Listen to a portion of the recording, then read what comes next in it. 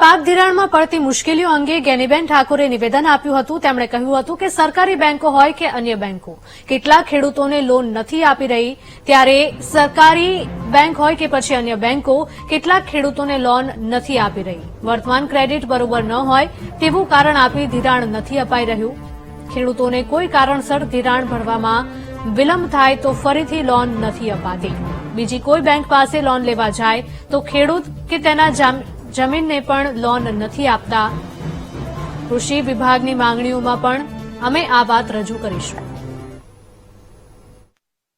જે રાષ્ટ્રીયકૃત બેંકો હોય કે સહકારી બેંકો હોય, આ તમામ બેંકોની અંદર સિબિલ એટલે કે ખેડૂતની પોતાની વર્તમાન જે ક્રેડિટ છે એ બરોબર ન હોય એવા તારણને આધીન જે ખેડૂતોએ ભૂતકાળની અંદર ધિરાણ લીધું હોય, કોઈ પણ હેતુ માટે લીધેલું હોય, ટૂંકી મુદતનું હોય કે મધ્યમ મુદતનું હોય, આવા ખેડૂતોને જ્યારે લોન લે ત્યારે કોઈ પણ બેંકની અંદર બે જામીન આપવામાં આવે છે।